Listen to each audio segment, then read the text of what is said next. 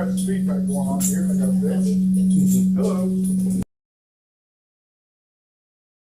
Well, we just want to thank Tom for inviting us up here for Chord again.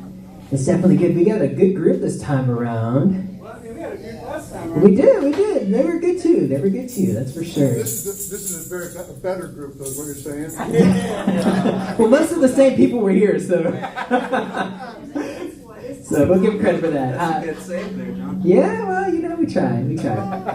Alrighty, so anyway, we are Root Road. My name is John, and next to me, this tall, dark, and handsome fellow is... Well, you didn't have to say all that, but I'm Nathaniel, and we're brothers. We are brothers, and you know what? Nathaniel, that was from the heart. I want you to know. I know. Alright, see? We are brothers, and we do love each other very much. We're not like the Oasis brothers where we get in, fist fights backstage and stuff like that. That hasn't happened yet. It won't. All right, let's do Forbidden Love. Okay, so while Nathaniel gets himself situated, you're good. Yeah, you ready? You don't want me to tell the embarrassing story that goes with? No, you sure? Do you guys want to hear Nathaniel's embarrassing story? All right. Okay. Well, I mean, I feel like everybody's probably had that time where they really, really, like somebody, but it just wasn't going to work out. That's what the song is, fundamentally. There you go. Huh? Ah. See, you didn't give it any of the flourish, man. I think that was undertold. Yeah, it was. Some key plot points. Well, that's what the song comes from. All right. Here we go.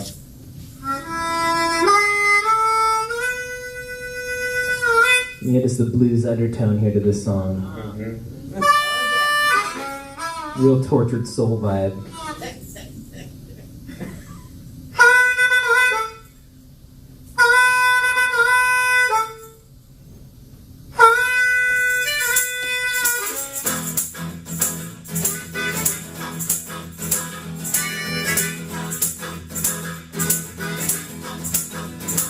Every time she walks by, I try not to look straight in the eye. If you look at my eyes, she'll see how much I love her. So I ask the Lord above, help me to hold back this hidden love. Gotta keep it inside, 'cause it's never meant to be. I think it's true that all the fools come rushing in. Oh my Lord, it seems so cruel. She drives me crazy, but I'm in. Oh, forbidden love.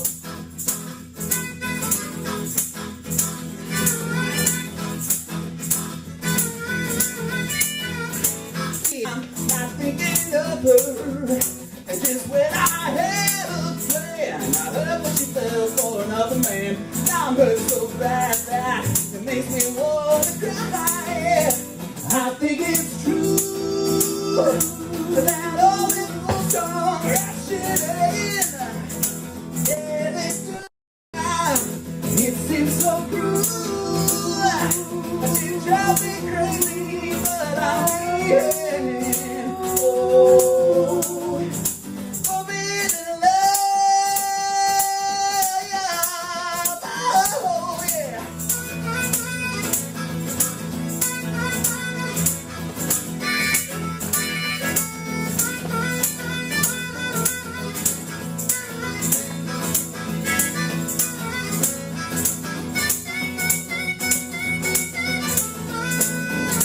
I got this love in my heart, and it was wrong right from the start. I know such another soul holds on to piece of me. I got this love in my heart, and it was tearing me apart. But if I put my trust in you, you will set me free. Yeah, I think it's true that all the fools come.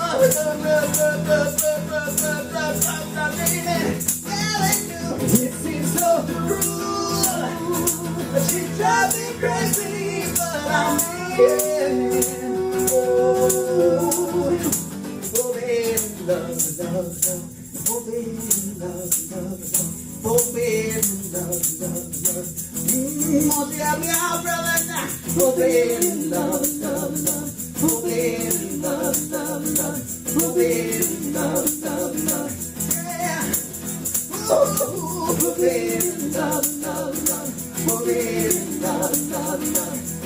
love, love, love.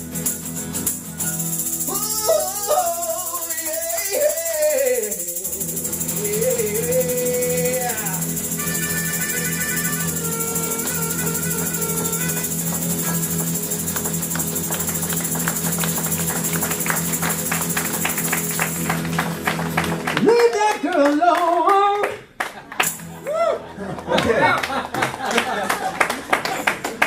John and Nathaniel, Root Road, everybody. How about that?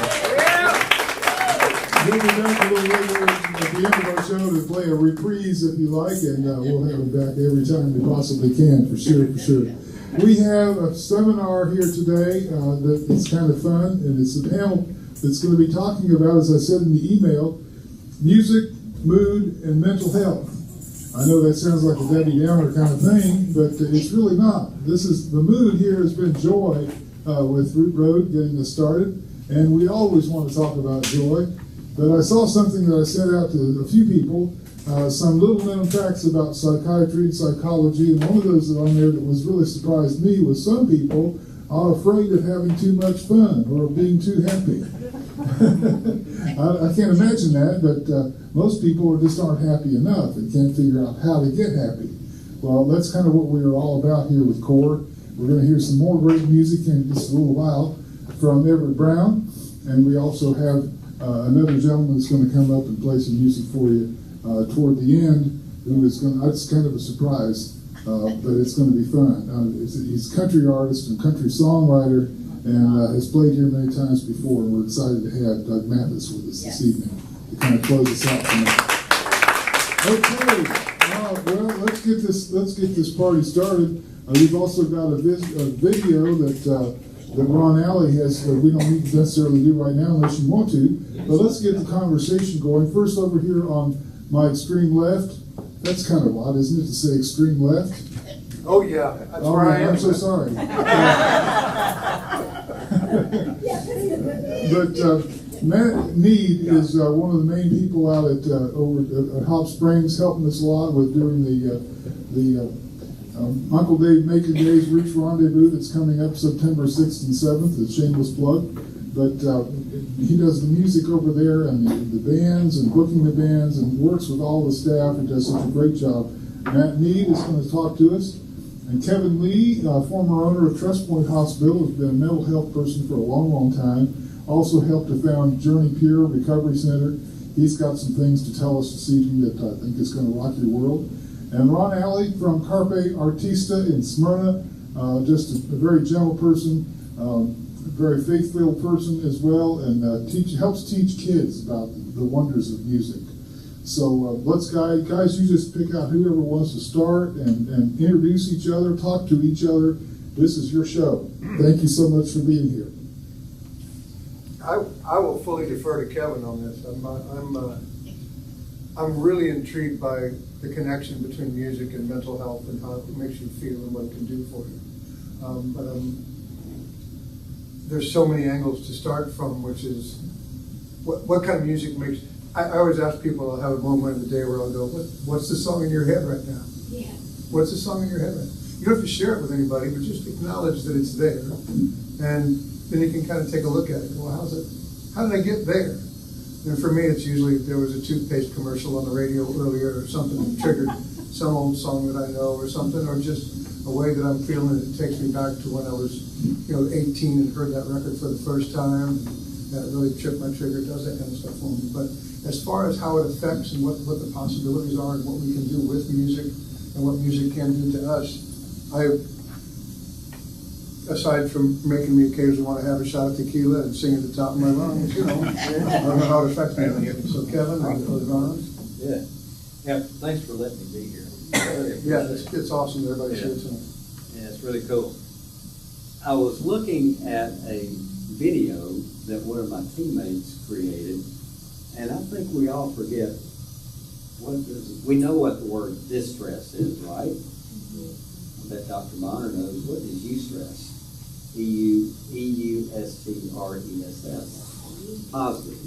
Yeah, so we live in a stressful world. I have all these scattered thoughts about it, but it's really interesting how some of us get into stressful situations and we really don't know how to cope.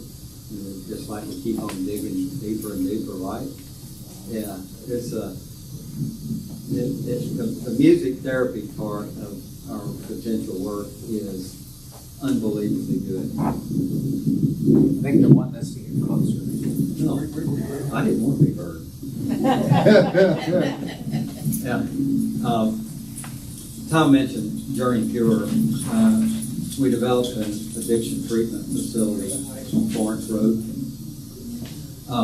It's really a beautiful place, and a big part of what we do for folks who come there seeking help to battle their addiction is music therapy. And a very good friend of mine, Jamie Johnson, who led a group called the Rascals. They won some, anybody know of them? Yeah. Oh, Oh, yeah. Seriously? Serious, yeah. Oh, yeah. Yeah. Why? Formed in Uncle Dave. Well, that makes total sense. Jamie would have people sit in a group, 8 or 10 folks, and he'd say, we're going to write a song together.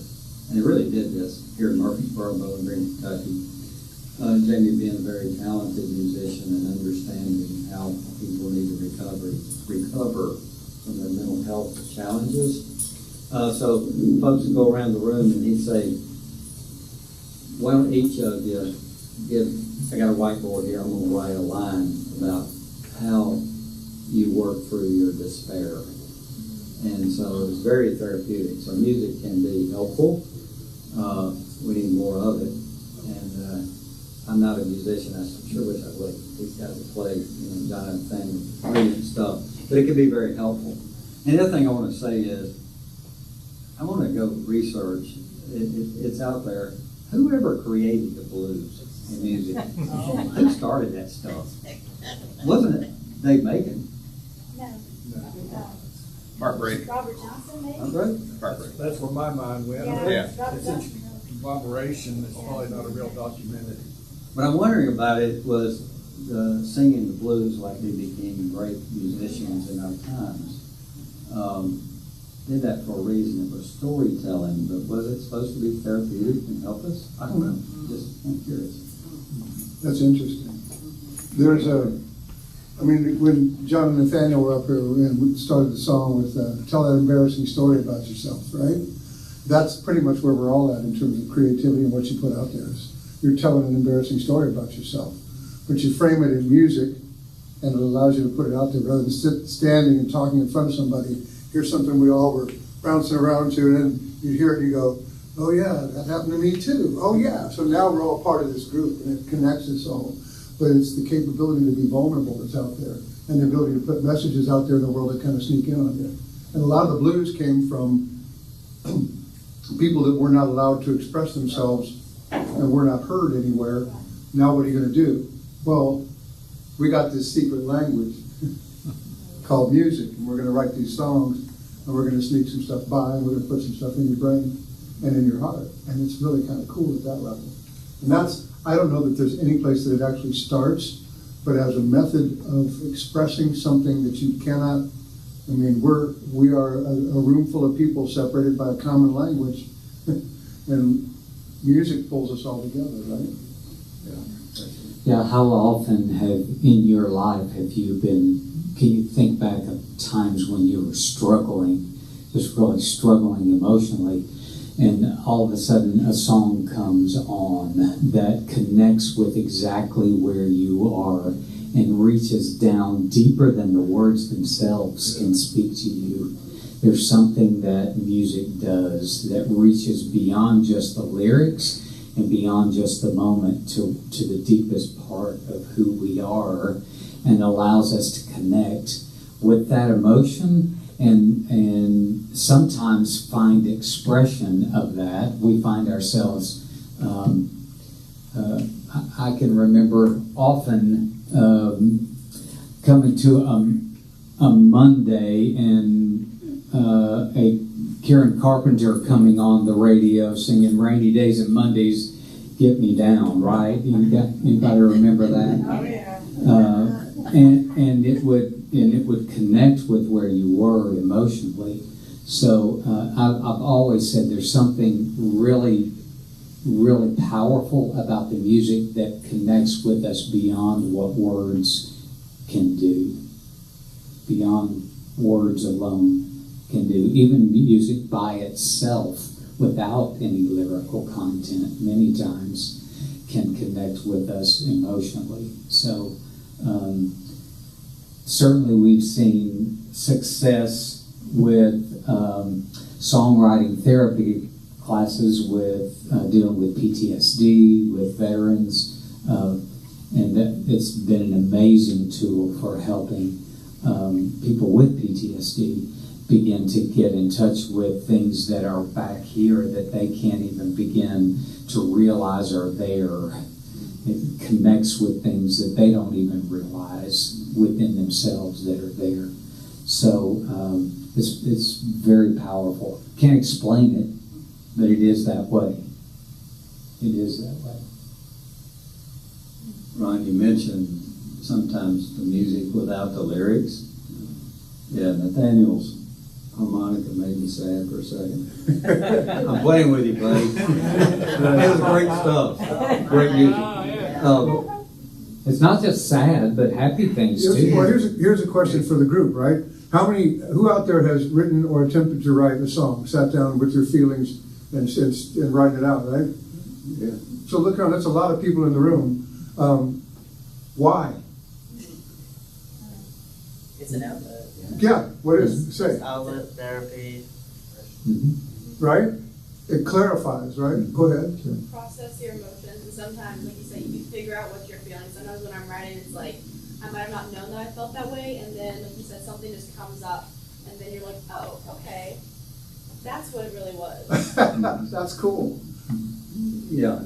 Did you? I was just going to say, you raised your hand Well, as a as a songwriter. Christian girl, I wrote a song about why I love God, and so I could sing it and share. That was kind of a testimony in a way with music and words. And inform other people and allow them to know your beliefs and Right. have their beliefs in there also. That's cool. So, Really neat. getting my emotions out to God and to let other people hear that. It's a form of confession. Oh, that's good. That's really good. Absolutely. Nathaniel, what were you going to say? Sometimes it's just kind of like you have an overwhelming emotion, whether it's either like extreme pain or joy, but you want to be able to express it with something that you're good at. And something that, if you're working through something, you know that you can write songs. So it's like, you know what, I can do that pretty darn good. So I'm going to write a song about it, and it helps you to kind of get a better view, sort of almost treat yourself in a way. And then other times you just want to bless somebody or talk about something that you really love. And the best way to do that is to give the best of what you have, what your gifts are. And I think that, like, if you, say if you wrote a song, for a girl or something that you really like, you don't, it's like, I don't know that I can, like, fix your car or make you a meal, but I can write you a song, and that's something that is meaningful to me and something that I can say I can do, and that it's an offering, kind of in a way too. There's also something really cool about other people connecting with your song and singing it themselves. Oh, yeah. Because they find it expresses where they are. So it's kind of a unifying thing in some ways when that happens, which is a really cool thing. It is. I'll bet you all know this, but one of the most effective proven methods for helping a person fight through depression is curiosity, trying to be more curious. And when we're trying to be more curious and searching for things, it makes us be creative. Right. I think. It really does. And it's like Nathaniel's song and what he wrote is in part a way of letting go. But to write the song, he had to get curious about it, right? To be that creative. But it is proven if you know someone who's battling depression, and folks are all around us with depression, being with them and inspiring them to try to be curious and creative That's why the songwriting therapy is effective.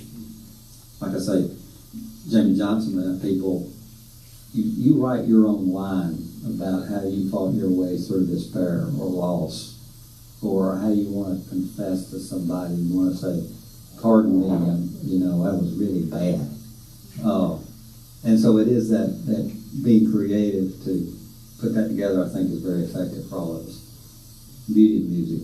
Kevin, I wanted to say, when we started forming Chord, it wasn't a lot of us that were doing this. We're not musicians, but we produce shows where music is, and that same loss during COVID, the things that we couldn't express ourselves anymore. We couldn't produce shows. We couldn't get the musicians there. For whatever reason, things just got really crazy. So when the people that were actually doing production, I was thinking we were up with Woodbury today, the Wayne Christian, and it occurred to me then, we're making music too. We are expressing ourselves. We may not be players, but it's still a part of the process, or for us to, how can I say it? We are producers of the music, but we're not actually performing it. Does that make sense? And yet that still blesses and keeps us going too. It's a whole totally different creative process. But when we don't have that, we're lost too. So we go searching for musicians and places to have music, and we're just, because we hunger for that too, those people who produce the music itself. Yeah. And I'll tell you, one of the things that comes to my mind about this is respect. We learn in life to respect one another for the gifts that people bring, the things you discover about people that you really like, or that you have learned from them in how they have responded to situations of difficulty in their life. And sometimes the message that a person sends out when they're struggling with something can be so inspirational and they don't even know it. But it sticks in your mind and you remember them, maybe for things that they didn't think were all that special. But there's a discernment there and a respect that comes from that we have to kind of release ourselves, that it's okay to be creative. It is okay to write some things down as they occur to you so that you don't forget them, or that there might be something that you can pass on later on. We have a lot to get to. We kind of got started late tonight, but I definitely want to give our friend Everett a moment to play a couple of songs. He's got one that really impacts what we're talking about here with music, mood, and healing. It's called Crazy. Matt, if you would help him kind of get situated there, we've got a chair without arms for him to sit in. The 58s are for vocals, and the ones without the foam on them are for his guitar. So, Hey, Tom? Yes, sir. Now, can I ask Kevin a question? Sure. Have you ever, sounds like you've got a medical background. No? Oh, psychological. Okay. Well, anyways, I don't know if you've done any research or experienced any research in binaural beats and how those different frequencies, you can pull up your playlist in Spotify, you can get one that's, stress reducing, one that gets you into mental flow. I didn't know if you had any background or research or insight or experience with that. I know about it. Yeah, it's great stuff, but I'm not an expert on how it works. And neurologically or everything. Yeah. Ron, do you have? I love it. I've just heard about it and talked to people who've experienced it and how effective it can be, or at least they've expressed how it is in relieving stress and finding a place of peace.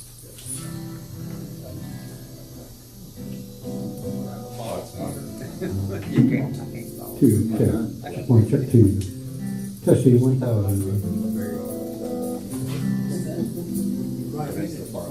Well, I'm going to play one of my songs in a minute. I always say, I write the songs that make the whole world cringe. No,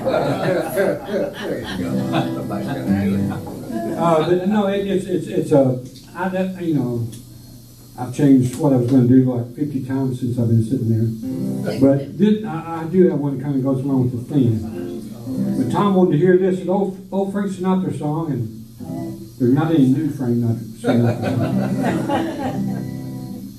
Folks are blessed and make the best of every day, living by their own philosophy. Everyone beneath the sun must find a way, and I have found the only way for me. I don't believe in fretting or grieving, why mess around with strife? I never was cut out, two-step and strut out. Give me the simple life. Some find it pleasant, dining on pheasant, but those things roll off my knife. Just serve me tomatoes and mashed potatoes. Give me the simple life. A cottage small is all I'm after, not one that's spacious and wide. A house that real, I'll take the low road, free from the cares and strife. Sounds corny and seedy, but yes indeed, give me the simple life.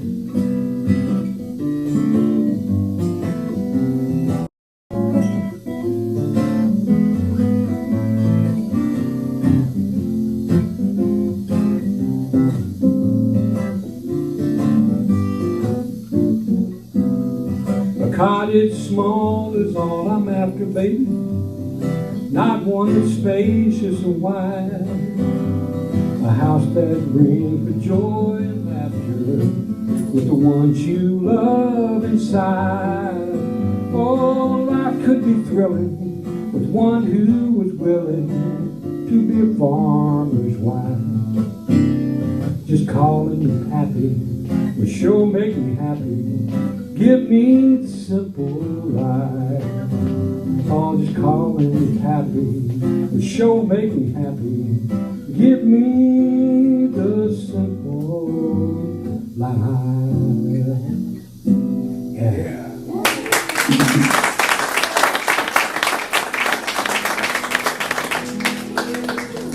Actually, I had two requests: get out and stay out. No, I only know one of those. Either one will do one. Well, man, this goes along with what you're saying, and I'm not a psychologist, I'm just a patient. But I have a theory that certain songs follow you around. I mean, through your life, and they speak to you, but they may not speak to anybody else. I mean, I'll be in Kroger, and it'll be, "Why should I have to explain by Van Morrison?" Comes on the intercom, and I'm sure nobody else even noticed it, but said, "Yeah, they're playing my song." And then back in the day, people they had their song, like they're playing our song. Couples had their certain songs, and it kind of goes back to that. There's a song that follows me around, looks me up, chases me down, and visits me like an old friend dropping by. Calling my name, falling from the radio sky. It's a song that takes me back in time, when I was yours and you were mine. We're sitting in my ride till the dawn's early light. Two believers in love beneath the radio sky. Are you listening for the incoming song? Can you tell me, where did we go wrong? There's a million other songs out there, circling round our musical chairs, where the birds and planes and drones and satellites fly. An invisible cloud rolling through the radio sky. Synthesizer.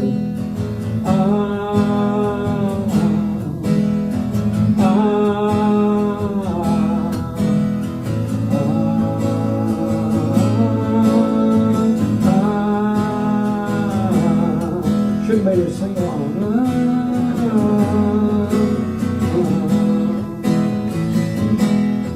Are you listening for the incoming song? Can you tell me where has the future gone? As we go our ways and live our lives, our families and our 9-to-5s, we'll meet again someday in the sweet by and by. They'll be playing our song out across the radio sky. They'll be playing our song out across the radio sky.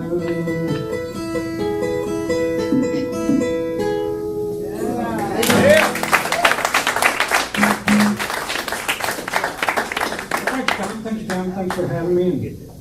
That was awesome. Thank you. Thanks for listening and not going to. Stick around, we'll have you come back and play a little later. Okay, I'll be here. Next month. What was your name again, sir? Everett Brown, ladies and gentlemen.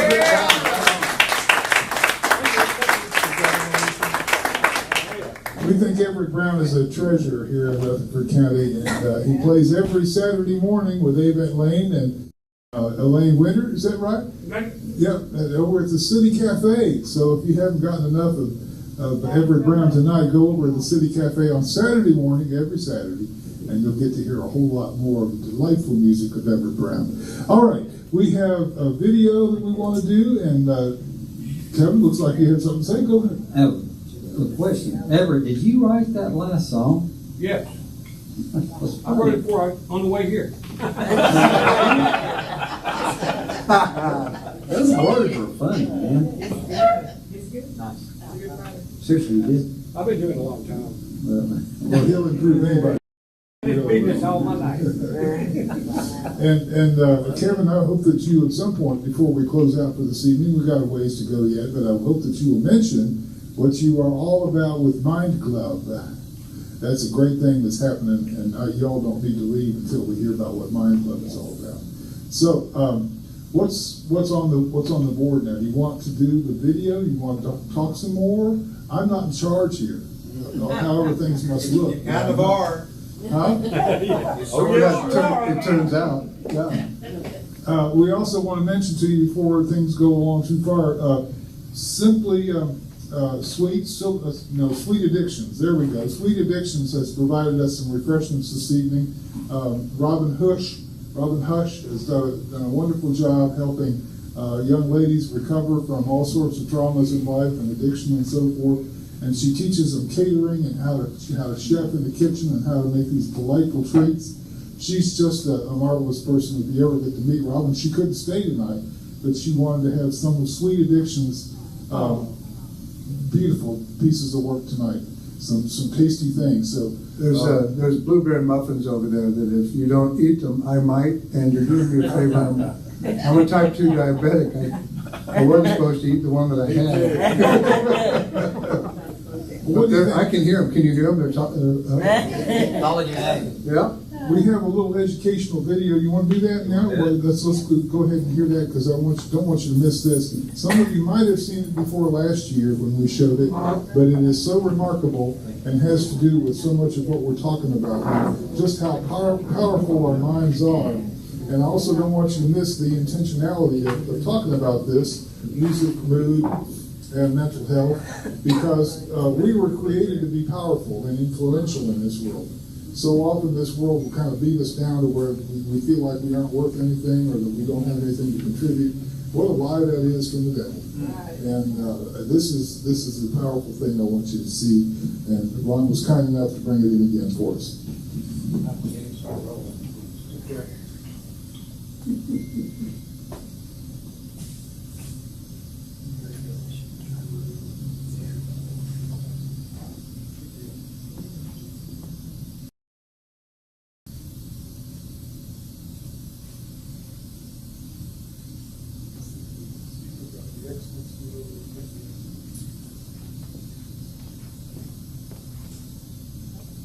to the fader, but I think that, they're going to shrink that thing up.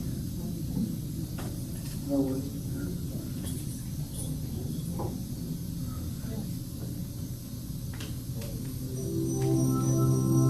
Yay, we got it all. Well done, Ron.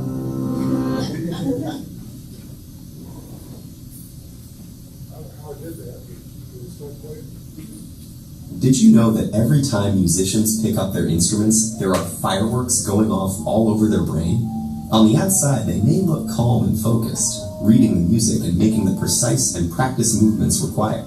But inside their brains, there's a party going on. How do we know this? Well, in the last few decades, neuroscientists have made enormous breakthroughs in understanding how our brains work by monitoring them in real time with instruments like fMRI and PET scanners. When people are hooked up to these machines, tasks such as reading or doing math problems each have corresponding areas of the brain where activity can be observed.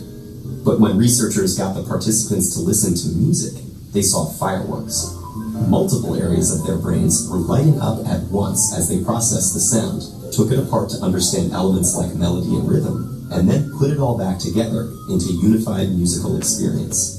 And our brains do all this work in the split second between when we first hear the music and when our foot starts to tap along. But when scientists turned from observing the brains of music listeners to those of musicians, the little backyard fireworks became a jubilee. It turns out that while listening to music engages the brain in some pretty interesting activities, playing music is the brain's equivalent of a full-body workout. The neuroscientists saw multiple areas of the brain light up, simultaneously processing different information in intricate, interrelated, and astonishingly fast sequences. But what is it about making music that sets the brain alight? The research is still fairly new, but neuroscientists have a pretty good idea. Playing a musical instrument engages practically every area of the brain at once, especially the visual, auditory, and motor cortices. And as with any other workout, disciplined, structured practice in playing music strengthens those brain functions, allowing us to apply that strength to other activities. The most obvious difference between listening to music and playing it is that the latter requires fine motor skills, which are controlled in both hemispheres of the brain. It also combines the linguistic and mathematical precision in which the left hemisphere is more involved, with the novel and creative content that the right excels in. For these reasons, playing music has been found to increase the volume and activity in the brain's corpus callosum, the bridge between the two hemispheres, allowing messages to get across the brain faster and through more diverse routes. This may allow musicians to solve problems more effectively and creatively in both academic and social settings. Because making music also involves crafting and understanding its emotional content and message, musicians often have higher levels of executive function, a category of interlinked tasks that includes planning, strategizing, and attention to detail, and requires simultaneous analysis of both cognitive and emotional aspects. This ability also has an impact on how our memory systems work. And indeed, musicians exhibit enhanced memory functions, creating, storing, and retrieving memories more quickly and efficiently. Studies have found that musicians appear to use their highly connected brains to give each memory multiple tags, such as a conceptual tag, an emotional tag, an audio tag, and a contextual tag, like a good internet search engine. So how do we know that all these benefits are unique to music, as opposed to, say, sports or painting? Or could it be that people who go into music were already smarter to begin with? Neuroscientists have explored these issues, but so far they have found that the artistic and aesthetic aspects of learning to play a musical instrument are different from any other activity studied, including other arts. And several randomized studies of participants who showed the same levels of cognitive function and neural processing at the start found that those who were exposed to a period of music learning showed enhancement in multiple brain areas compared to the others. This recent research about the mental benefits of playing music has advanced our understanding of mental function, revealing the inner rhythms and complex interplay that make up the amazing orchestra of our brain. In a couple of days, thousands of athletes will arrive in Paris for the Olympic and Paralympic Games.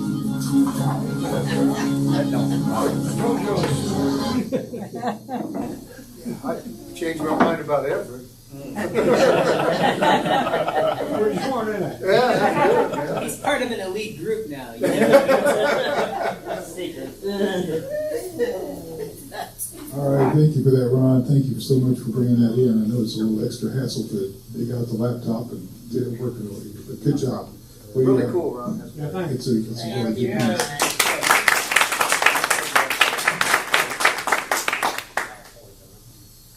So, just reminded me while I was playing, this is a little down the road, tangential, but we all have, anybody's got wireless earbuds and you put them left ear and right ear, and sometimes you answer your phone with them, and sometimes you don't wear both of them because you got to make sure you can hear your wife when she's yelling at you from inside the room. So you leave one in, right? One in your left ear or one in your right ear. Consider how your brain, what I just talked about with your brain working. That the right side of your brain is the more creative side of your brain. The left side of your brain is, of course, the more analytical side of your brain. And then I believe, and if somebody knows more than me, you can correct me, but the brain control is reversed, right? So my left ear is controlled in the right side of my brain, and my right ear for some reason, right? So think about what you're listening to. If you're listening for facts and for information and things to remember, maybe you should keep your right earbud in and take the left one out. And if you're looking for more entertainment, maybe leave the left one in and take the right one out. Or I could just be full of shit. But it occurred, I mean, the other side of music, which is more than creative and playing and singing, because I know for me to watch that, I think, man, jealous of you guys who are writing music and doing it and playing it, because I have never had the patience to learn an instrument. If I'm going to be playing guitar, I better be Charlie Bird or Eric Clapton right away, because I'm not going to spend any time learning to be anybody, you know. But I love music still, and I think for me a part of it is the connectivity of it, of all of us in this room. There's the guy that wrote High Fidelity, his name's Nick Hornby. He's a music editor, I think, for the New York Times or the New York Post, I can't remember which. But he was at a show. My brother loved this band called Marat. And he came to introduce them at the show. They're like critical darlings, which means great music, but you'll never make a dime. And he went up on stage and he introduced the band, and he said, everybody has a band that they saw somewhere that they said, man, these guys are really speaking to me. They're really great. They should make it big. But secretly, they don't want them to make it big because they still want to be the one, you know, among the elite that are out there. I mean, when they get big, you lose them in the crowd. But the one thing that he said that got me was, he said, the musician's job, your job as somebody who's writing their songs and playing their songs up in front of people, is to be in front of this room, whatever room it is, with 500 or 5,000 or 10,000 people. All of us have different problems, different concerns, different things on our brains. Your gig is to pick the room up together as one and put them down in a better place. And it's a really cool concept, and it's a really great thing to think of as an artist, and what you're doing is you are in real time changing my mental state. You are helping me out. And it's my favorite thing at Hop Springs is, I work a long day, but every day ends in a show. And then at the end of the night, you can stand at the door and watch people go out, and just, if you watch them come in, they're concerned about where we're getting food, and when it's time to leave, they're just like, man, I just feel better. I'm happy, and I go. And I think that's it's something important to think about, back to what Gloria was talking about, for those of us who can't play but organize. That's where I find joy and love, is to go, look at what we just did. Look at what we just did. And isn't that really cool, man? And isn't that great? And from the artist standpoint, to be able to deliver those shows on a consistent basis, knowing for a fact that you're going to get into a tiny car with 3 other people who don't smell particularly well, crammed with all of your gear in there, and you're going to drive, and Bill's just not going to shut up all the way to Arkansas. Oh my God, how do we not just dump him out in the cornfield and drive on, right? You've been in a band, haven't you? I toured for 40 years as a production manager and as a tour manager. People would say, why do so many musicians wind up on drugs? I was like, dude, you're spending 24 hours a day within 18 feet of 12 to 16 other grown men. none of whom you like completely, and the only private place you got, if you're on a tour bus, is a bunk the size of a coffin that kind of smells like your feet and has last week's food in it. What do you want? And you're going to lay there for 18 hours on your way to the next place, where you get out on a cement rock and you go inside. But man, the turn on is that first, when you walk out on stage and people go, and you can feel the room go, oh yeah, this is why we're here, right? Everything we were thinking about, all of our differences, all the things we were concerned about, all of that stuff is outside, and we have been beautifully distracted and wonderfully connected as a group to go out. And think about like a Woodstock. What an event! What an amazing event! And it was so connecting for so many people, and so connecting even for people that weren't there, that they would tell you later, I was there. No, you weren't, but you wanted to be so bad, right? You wanted to be so bad, and it's so cool. And to give yourself time to listen when somebody else starts to tell you, dude, the coolest thing happened at the show last night, right? And that's what's really wonderful. But again, this is what I was talking about in terms of mental health and how music and mental and your mental state and everything come together. It's creating, absolutely. It's definitely creating, and then but it's also experiencing, and it's also connecting, and it's universal for us. There is nobody that comes in the front door of Hot Springs with an ankle bracelet on and says, "Yeah, I got to be here. It's court ordered." They're here because they want to have a good experience, and we are ready to go and ready to make that happen. And it's really cool. And yeah. Well, speaking of Hot Springs, so do you all still do the Sunday kind of like open mic blues thing? And if so, can you kind of maybe plug it here? Absolutely. So every Sunday at Hot Springs it's what makes my week work, because at the end of the week I get to stay and hang out and watch this happen. The jam band plays, and that's Avent Lane and Delin Christian and Alan Baker and Mickey Gannon, but it's an 8 or 9 piece band. And then everybody signs up to sit in. And they freely and willfully and willingly rotate in and out. They'll go, come on up. And we did, a couple months back, we had the Oakland Middle School Jazz Band was there. And they set up on the floor in front. And then to watch, I'm not going to let the cat out of the bag and tell you that a lot of the jam band guys are old. But let's call them experienced and weathered and go from there. They've been in the music business a long time, and then to see these kids from middle school stick around and get up and play with those guys was really fun. And it's a family event, and yeah, they allow me to get up and sing with them.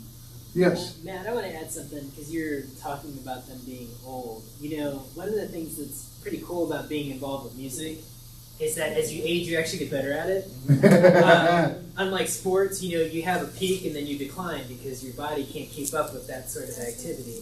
But music, you only get better. You're absolutely right. And that was, I'm not calling them old, like, oh my, and they're all decrepit and crappy. What I was watching was this really cool transference of knowledge and experience from these guys that have been doing this forever to these kids that are just excited to get up there and play. And that's what's really fun, man. Absolutely. Really fun. Let me say something in here, because I think about what's going on in education today and how, in context of what you just said, in context of what the video just showed, how do we expect children who are expected to sit in a desk and behave themselves for 6 to 8 hours a day to grow, to experience joy, to interact?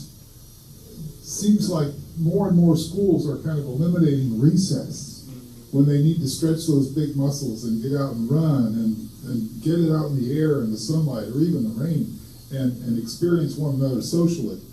There's something going on in our education system. And one of the things that we are doing, we really hope to do this, which we have done before, is take small ensembles out into the public schools and let them play music in front of the kids and get them to dance and get them to experience some new things and talk a little bit about history with some slides on the wall and what it used to be like and what Uncle Dave Macon did, going back and forth from Woodbury to Murfreesboro with a wagon drawn by mules, playing his banjo, and people would come out of the fields to listen to this music.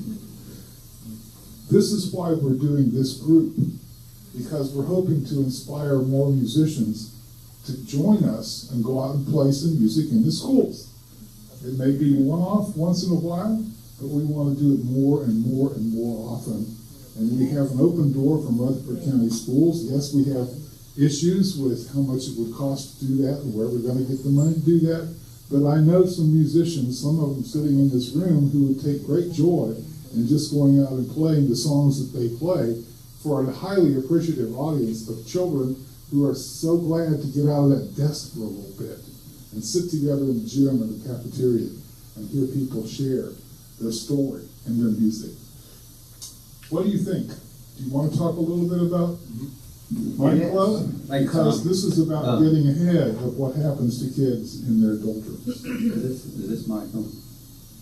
It is. It is. It can even be more on. How about that? I was just thinking about, Tom, before I talk about Mind Club America, and again, thank you for letting me be here. I want to tell you all a really quick story. I want to keep this to a minute. In May, I attended a conference in Orlando, Florida, and heard the most fascinating, inspirational, humbling speaker. What are other words that I can say in my life? He can look at me and tell that I've been around a while. So there's this fellow, John O'Leary, as a little boy in St. Louis, was trying to copy what the big boys, 10 and 11-year-olds did by starting little gas pans on fire. I did that one time, pop pan, throw match on it. And he couldn't get this big 5-gallon can. A 9-year-old boy doing this to light. He finally did it. It went off such an explosion. It burned down his parents' house. His 4 siblings tried to save him. His sister saved his life by throwing water on his face, which gave him some skin right here. He went for months and months of skin growth. He had no chance to live. 1%.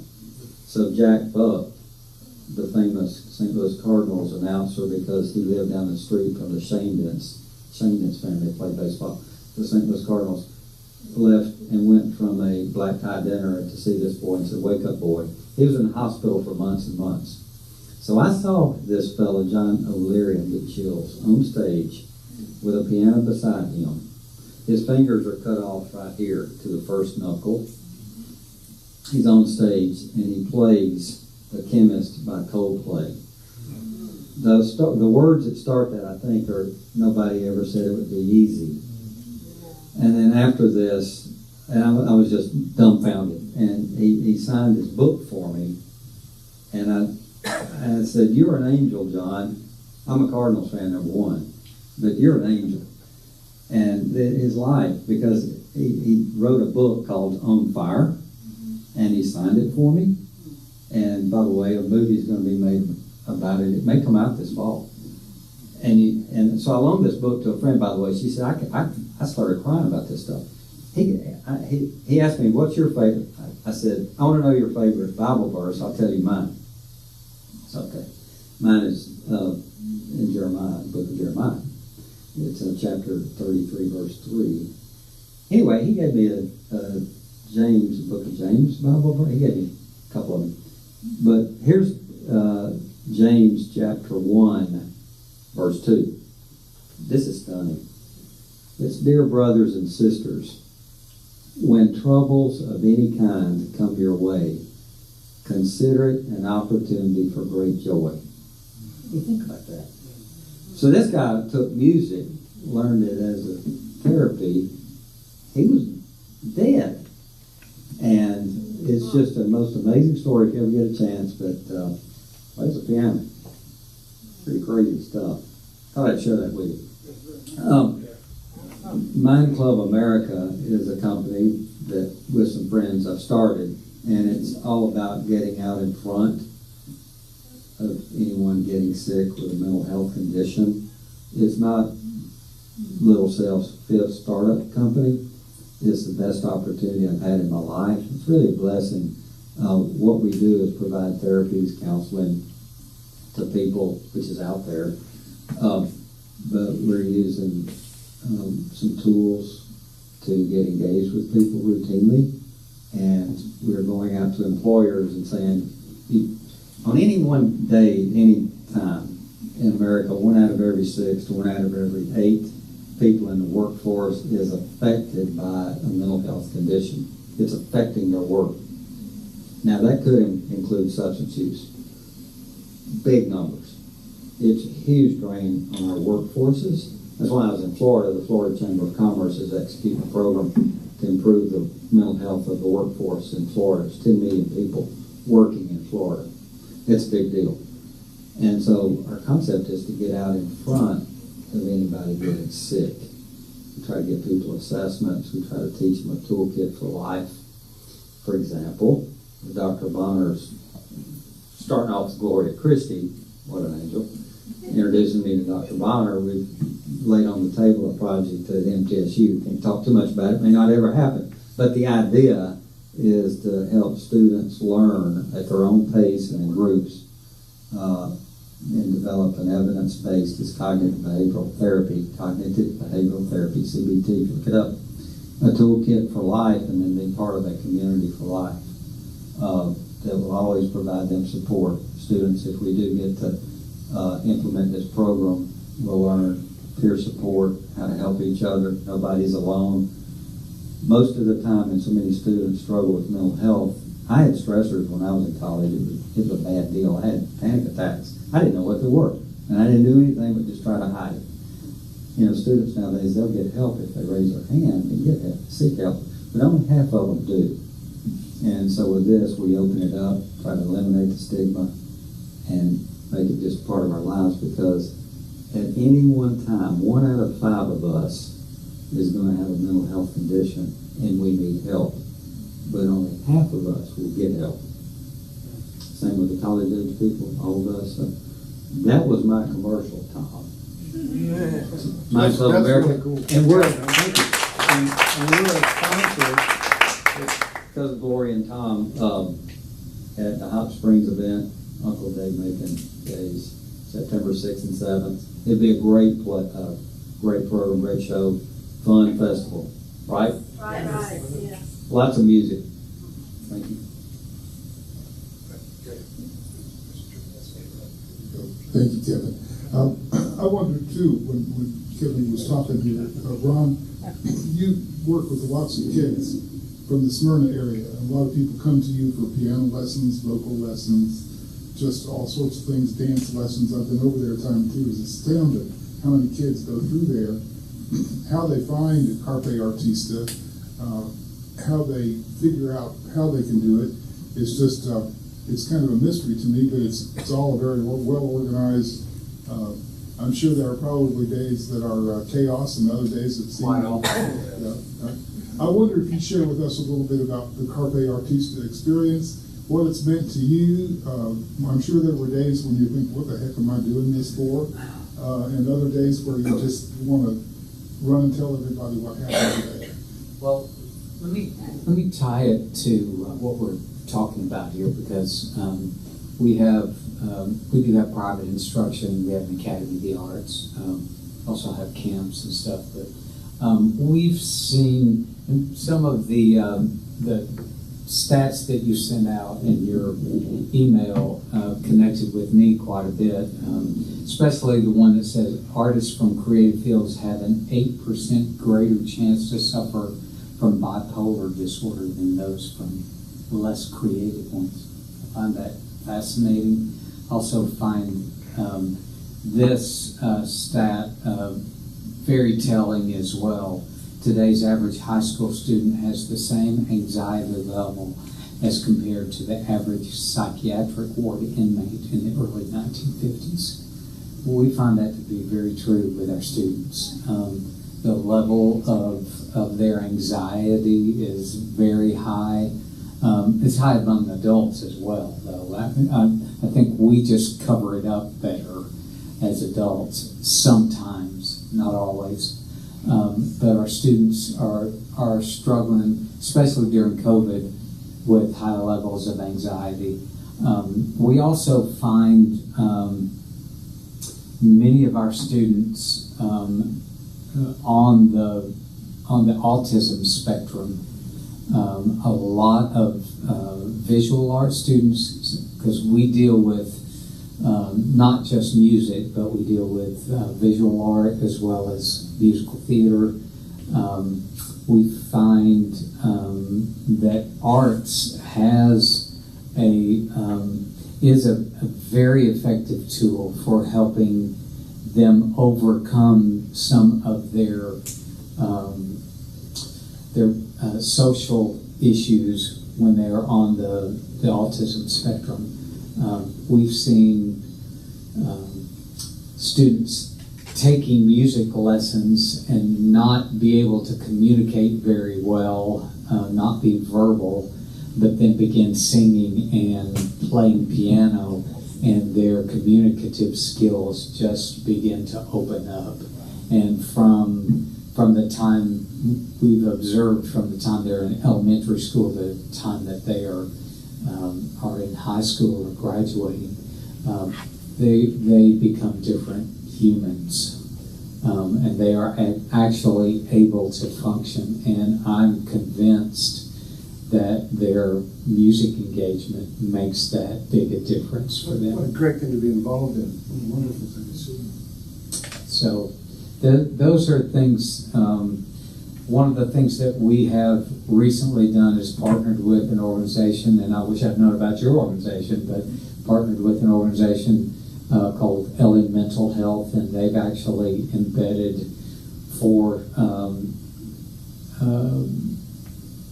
private counseling studios into our academy, and are beginning to work with us to provide group therapy sessions in visual art and music as well for students and for adults even, to provide alternative ways to deal with mental health issues that are not chemically based. That's what we're trying to do. We think you don't have to be dependent on chemicals as much if you find other ways to deal with mental health. So we're seeing a lot of really great things happening. During COVID, we saw a lot of, we dove back into musical theater camps and things pretty quickly during COVID, and we didn't hold back quite as much as maybe socially acceptable at the time. But what we did see is those students who did participate, they bounced back more quickly from the emotional issues of COVID than a lot of other students. So, and they had more confidence. They gained more confidence in social settings much more quickly coming out of COVID. So a lot of just observations of what has happened with those students. And this past weekend, we had 4 students that are now seniors and going into theater schools in New York, and have received scholarships and things. And they're amazing kids. They're leaders now as well, because they've stepped in and grown, and just we believe their emotional state has grown as well. One of the things that we observe and we talk about with those who go into the entertainment industry, and that's really our goal. We want to create career path development opportunities for students to get them into industries with a leadership ability. But one of the things that we see is the pressures of those industries, and how do people generally deal with those pressures. Okay, we can count them, right? Drugs, sex, and alcohol, right? A lot of times.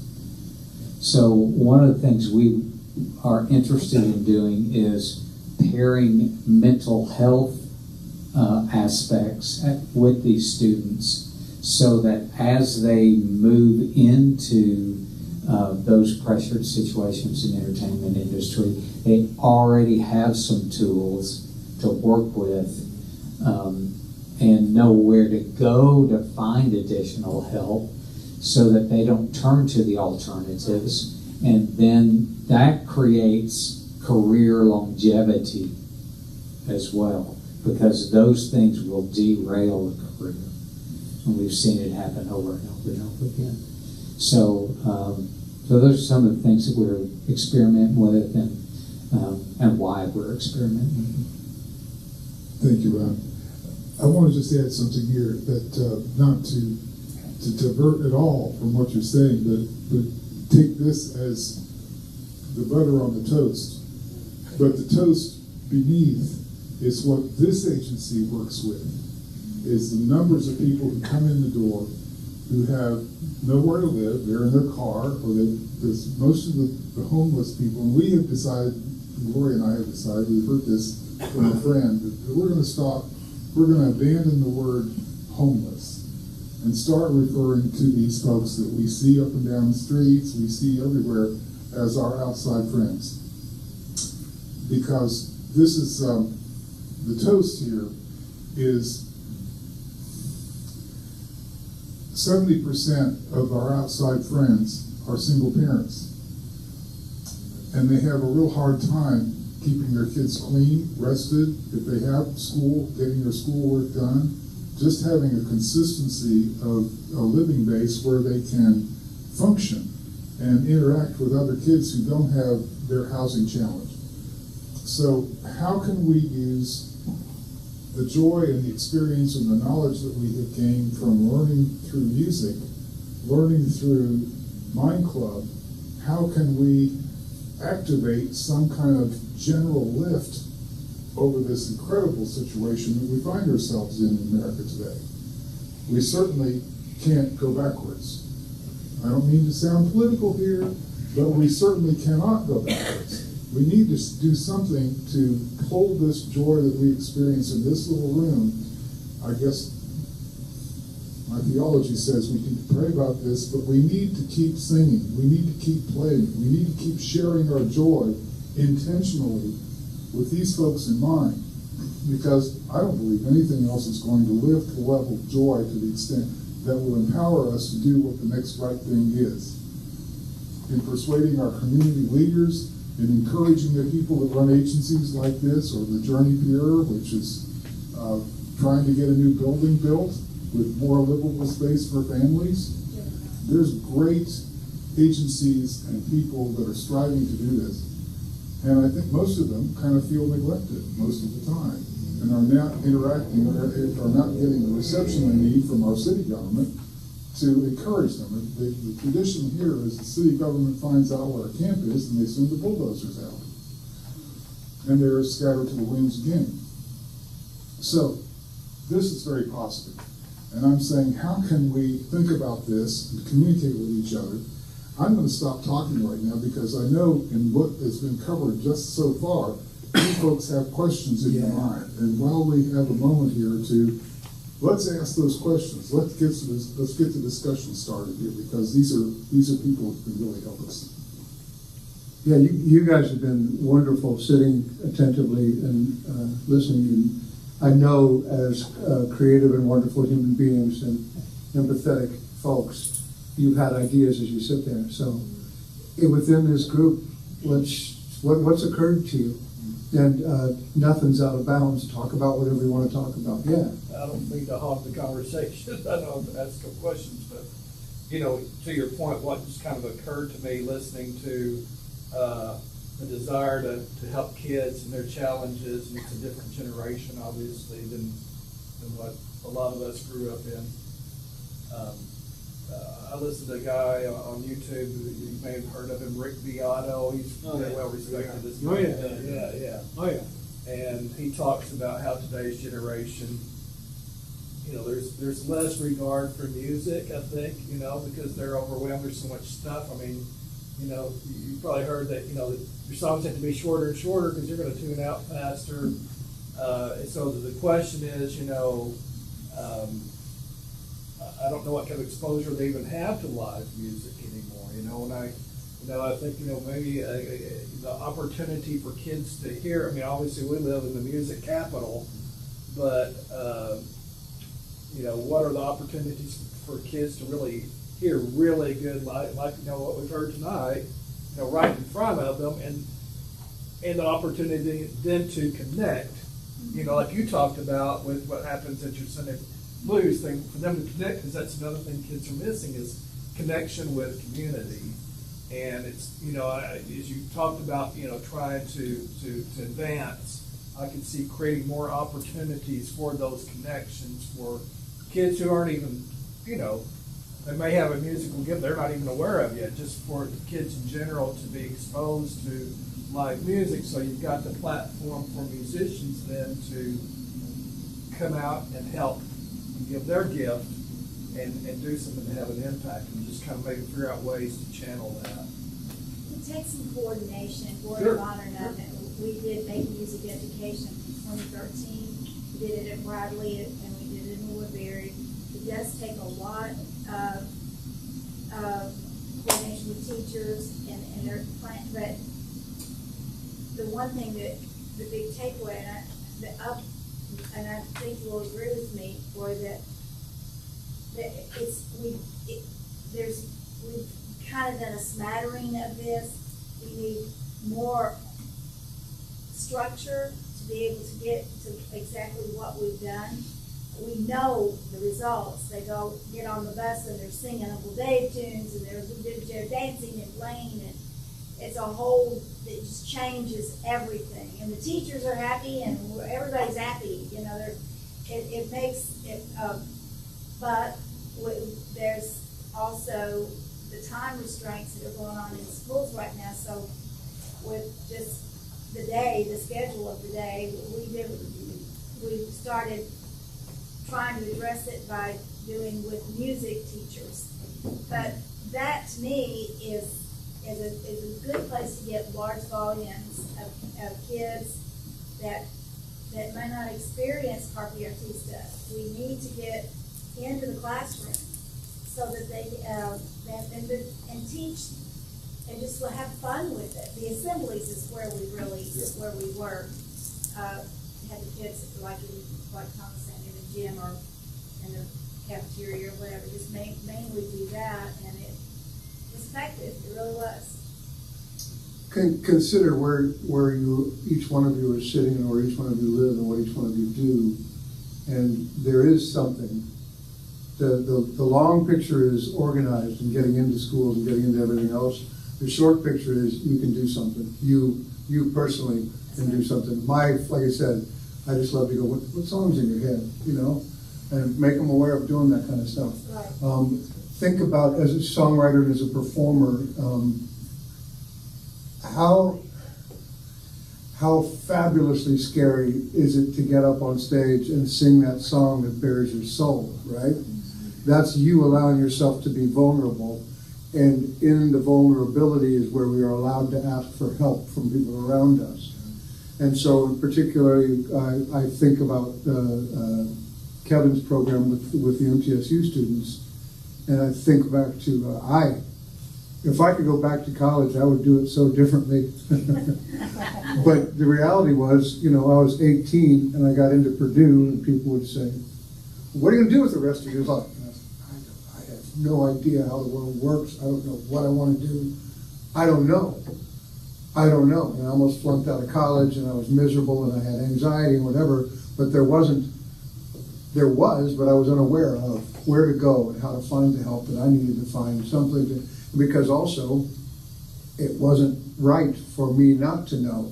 These people are asking me this question repeatedly, so clearly I should know. And then they go, it's okay, you don't have to know. And the next person will come along and go, oh, you got into Purdue, what are you going to study? I'm like, I don't know. I should know, but I can't ask, how the hell do you know, right? I don't know. And it's the gift that you have as a performer is that you have, first of all, a creative outlet to deal therapeutically with what you've got. I would also say a larger percentage of musicians and creative types are already in therapy. and use it on a regular basis. But think about what can you offer the person next to you. And yeah, we need to come back here and report to each other what we did and how much fun we had and how we connected and where we made a difference. And then collectively we go, oh, what if we all, and this will take it out there, right? And there are certainly some conventional ways to go at it and some conventional ways to organize, but there's a whole bunch of unconventional disorganization ways that will come together if we just start to do it. And the main thing is, I mean, I'm stand-up paddleboarding now. Stand-up paddleboarding now, and what they say is, don't look at the ground and look at the board in front of you, look at the horizon. And once you get up and you look at the horizon, for God's sake, move. It gets easier when you move and you're looking at what's coming at you, rather than looking at the ground, the dirt right in front of you, or whatever, and sitting on that. And just, how do we do that, man?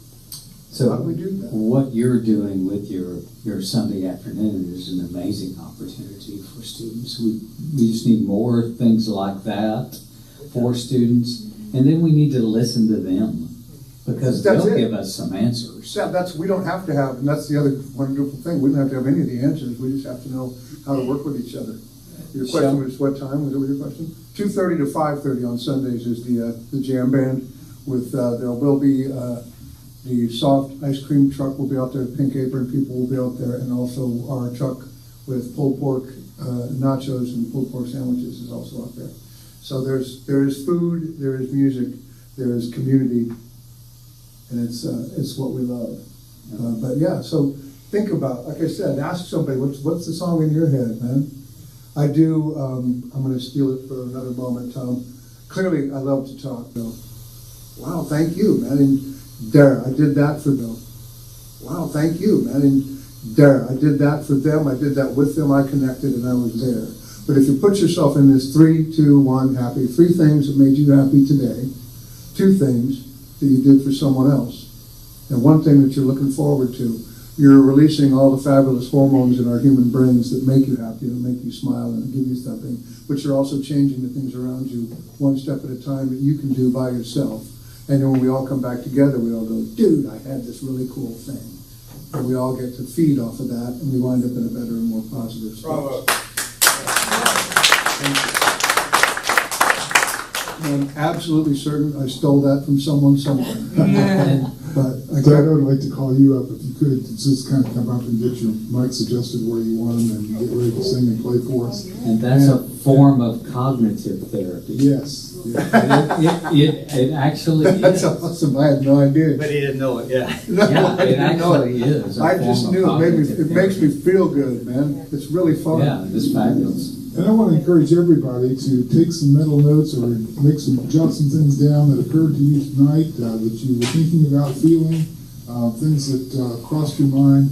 I know I don't mean to embarrass you, Chris, but I want to call out this man is sitting quietly at the back of our auditorium. He's a wonderful preacher.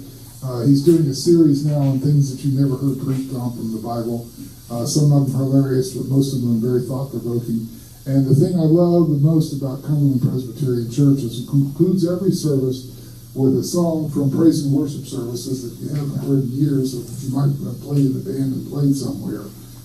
So it's very informal, and but very, very engaging and encouraging, and the kids are starting to come, and the people are starting to come.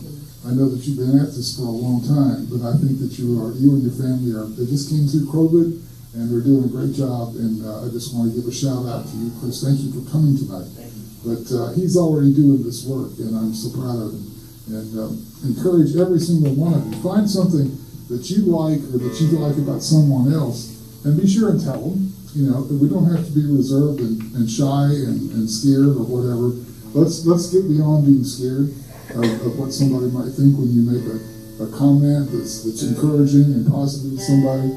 I was just telling Josh a minute ago that there was an enormous lady in the checkout at McDonald's when I went by to get a chicken sandwich, and she had a lot of hardware in her face, and I don't really care for that, but here she was, this beautiful woman with all of this hardware in her face, and I think my critical thought is like, what if you get a cold? That must be such a tear up your Kleenex trying to get around all that. But I just said to her, that's really beautiful. you take a lot of time with that, and it really makes you look sharp, you know. And she just brightened up. Was I totally 100% honest? No, I kept my stuff in the background. But let's encourage and compliment each other more. Let's make people smile at 1, 2, 3 happy day. I think part of that is making somebody else smile, because it comes back. It comes back in ways that we can't even begin to imagine. When we remember our day and the people that smiled because we had an interaction with them, we can do that. That's simple. Doesn't cost anything. Tom just real quickly reminded us that we won't be meeting in Right. I was August. thinking about that. We always meet the last Monday of the month. Last Monday of the month, but we won't be doing it in August. August, we're all going to be Getting at your ready for place. it. You know, officer, instead of what you can do. We're But- getting ready for the festival. So, but in September, we were wanted the. You want the microphone, Lauren? Well, I just Come on wanted up to here. bring that Sorry. real quickly. I just want to say the Cripple Creek Cloggers seed cake. It's just gotten back from Czechoslovakia. They have been all over the the world. this. I don't know. They're going to be out in Hot Springs at the festival, but I don't know of anyone in our community that has done more to share Murfreesboro, Rutherford County, other than Steve Case. He's been at it for He's years. been at it for years. Yeah, And he's going to come share, and the dancers will be here. It's going to be a lot of fun, y'all. We're going to, of course, have a lot of music and dancing. And More all fun that like stuff. this is going to happen. So, Definitely, but for sure. that's going to be Yeah. September the 30th. September the 30th, put it in Last the calendars. Monday in September. But we'll keep you informed as to what we're going to do and the theme of the evening. And just come out to Roots Rendezvous instead of coming here. Yes, for those of you keeping track at home, Hop Springs is proud to sponsor and host the Fine Apple Day Band Days, brought to you by Roots Rendezvous, and also everybody in this room. If you want to help out, that's right. We got something for you to do. Yeah, we can't stop. All right, let's get this. Let me walk over there and turn the PA system on. Are you all having a good time tonight? Yeah. Did you have fun? Tell people about it. Let's pack this room next time we meet in September 30th, and come on out to Hot Springs. I'm going to go turn the sound system on here. The sound system. Only one time. Yeah, absolutely. Ladies and gentlemen, Doug Mathis.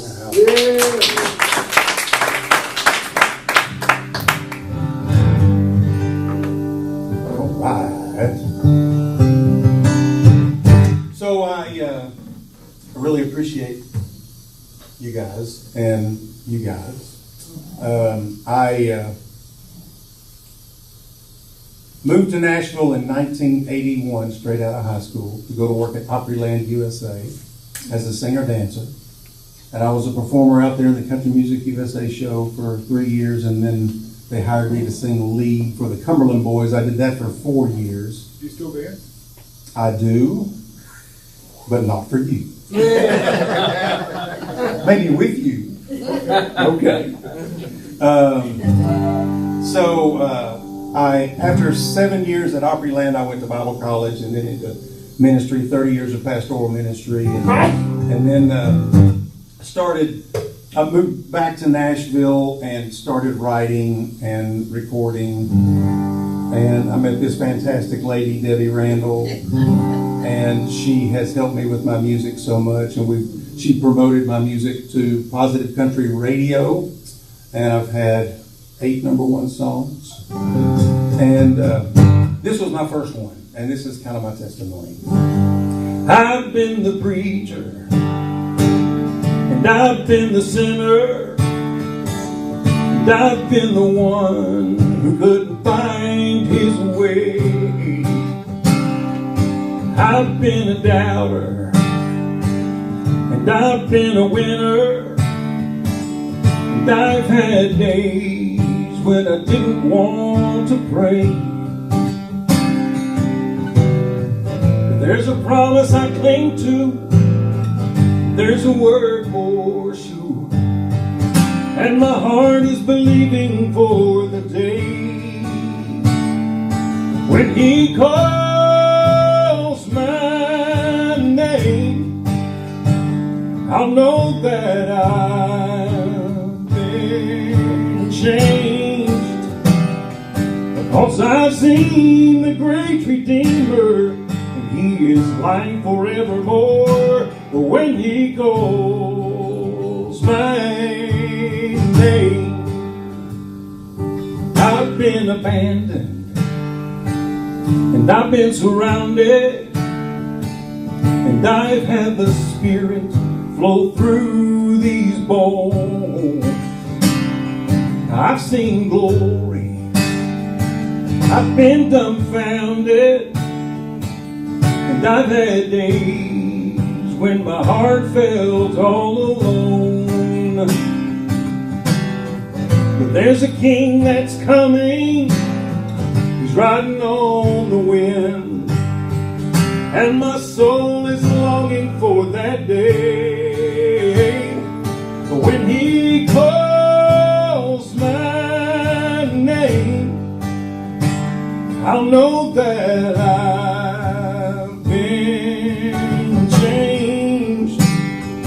'Cause I've seen the great Redeemer, and he is life forevermore. But when he calls my name, when it's all said and done, and I stand before the sun, the only thing that I will want to hear is the Savior to call my name. I'll know that I've been changed, because I've seen the great Redeemer, and he is life forevermore. When he calls my name, when he calls my name.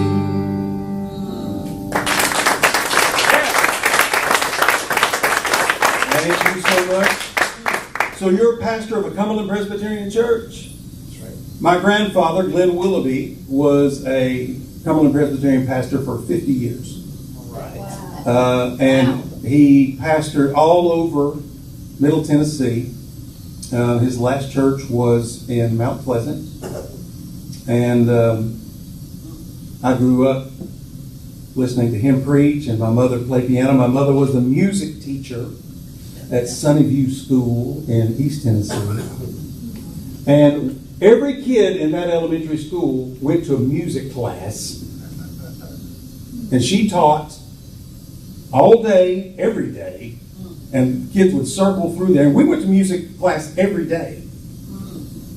And she taught us, just great music history and music appreciation. We'd listen to early American music. We'd listen to blues. By the way, W.C. Handy invented the blues. That's right.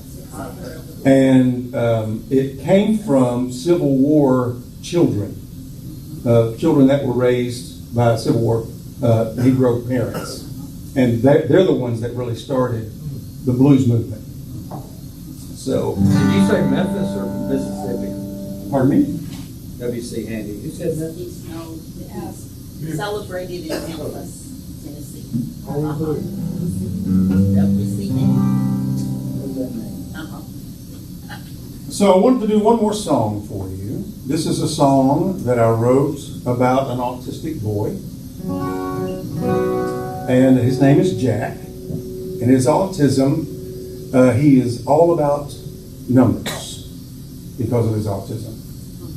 And he was always asking his mom, how many days till Christmas? How many days till my birthday? How many days till this or that? And they bought him a little calendar, you can change the days out, little wooden numbers. And he could change the days out, and how many days until this or that. And so anyway, this is what Jack asked his mom one day.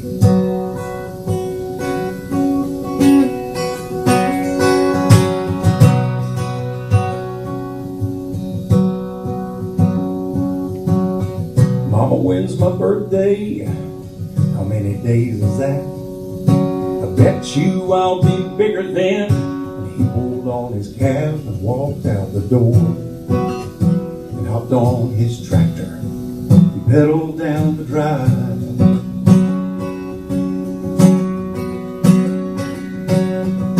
Granny wins the harvest. How many days is that? Do you think this year I can drive the combine sitting on your lap? 'Cause I'm getting bigger and stronger and smarter every single day.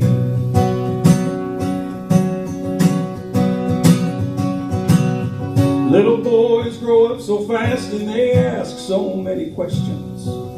Later that night when they tucked him in, he really got their attention.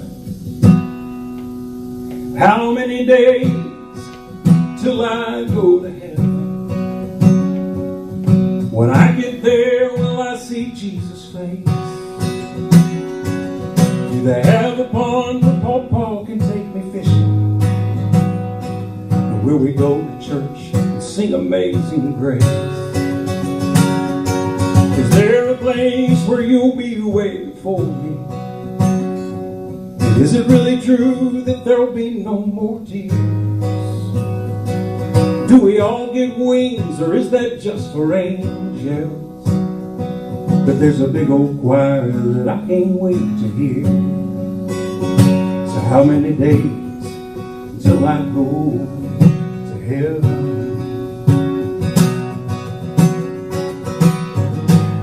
See, I remember when Pawpaw died, they said it was his time.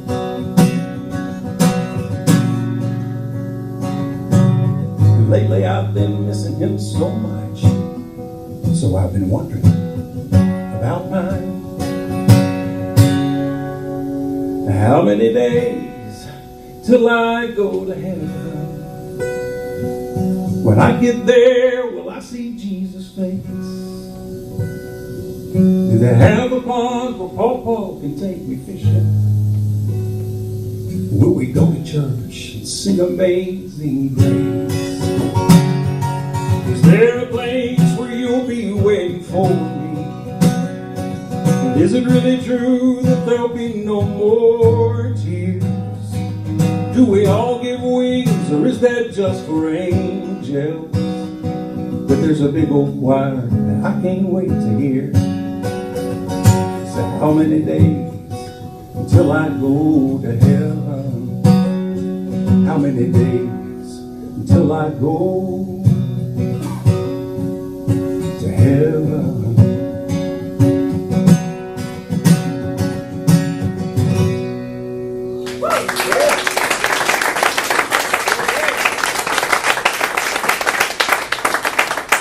Thank you very much. Doug, would you sing How Blessed God? Yes, of course. You gonna sing it with me? Yeah. We'll all, it's in our heart. Okay. Amazing grace, how sweet the sound that saved a wretch like me.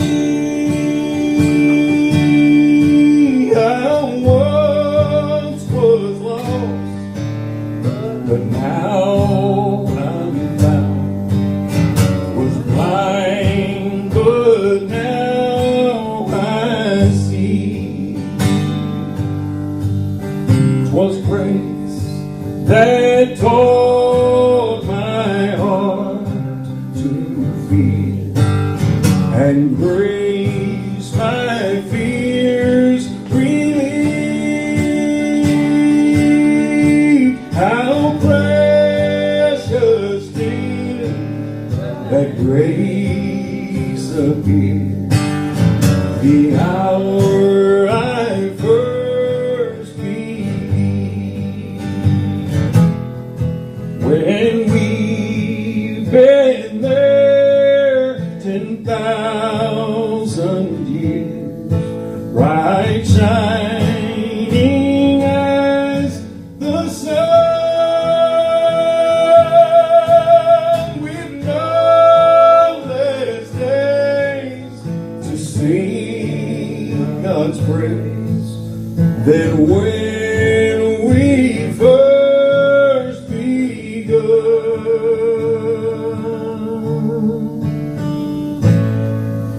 Amen to that.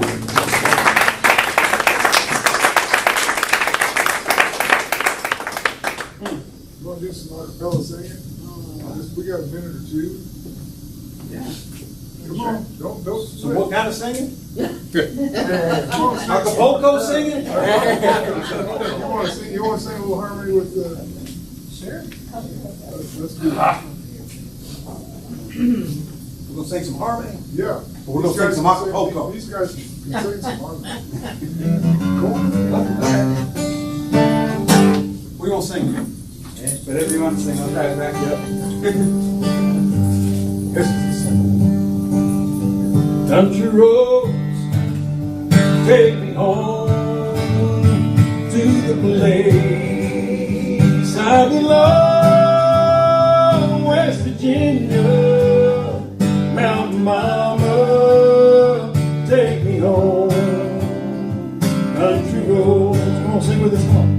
Country roads take me home to the place I belong, West Virginia, Mountain Mama, take me home, country road. I hear her voice in the morning hours to call me.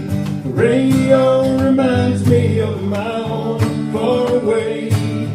Driving down the road, I get a feeling that I should have been home yesterday. Yesterday, country roads take me home to the place I belong, West Virginia, Mountain Mama, take me home, country road. Oh, take me home, country road.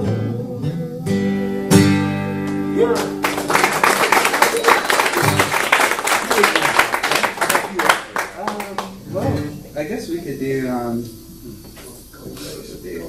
what's that? He doesn't know that. I don't know it all either.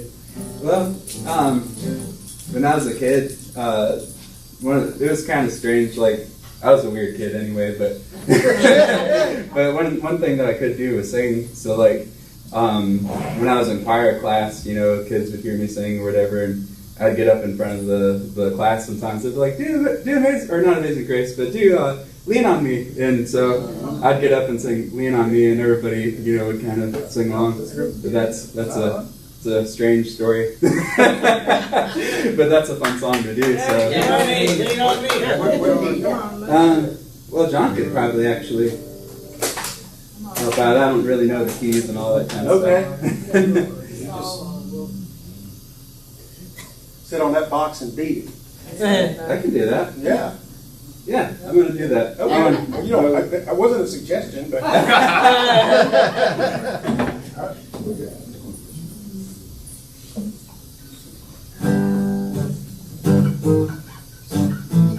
Here we go.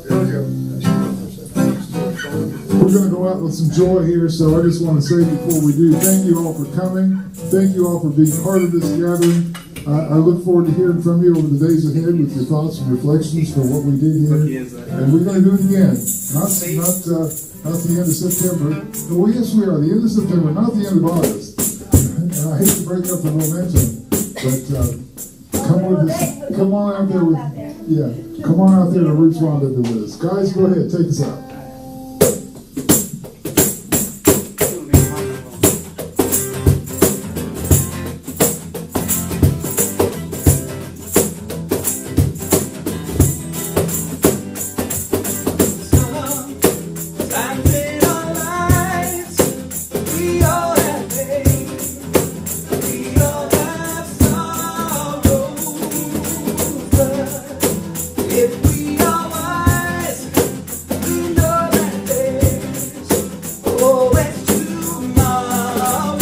Lean on me when you're not strong, and I'll be your friend, and I'll help you carry on. For it won't be long till I'm gonna need somebody to lean on. So please If I have things you need to borrow, for no one can feel those of your needs that you won't let show. Lean on me when you're not strong, and I'll be your friend, and I'll help you carry on. For it won't be long till I'm gonna need somebody to lean on. So just call on the brother when you need a hand, 'cause we all need somebody to lean on. And I just might have a problem that you'd understand. We all need somebody to lean on. Lean on me when you're not strong, and I'll be your friend, and I'll help you carry on. For it won't be long till I'm gonna need somebody to lean on. So just call on me, just call on me, just call on me, just call on me, just call on me, just call on me.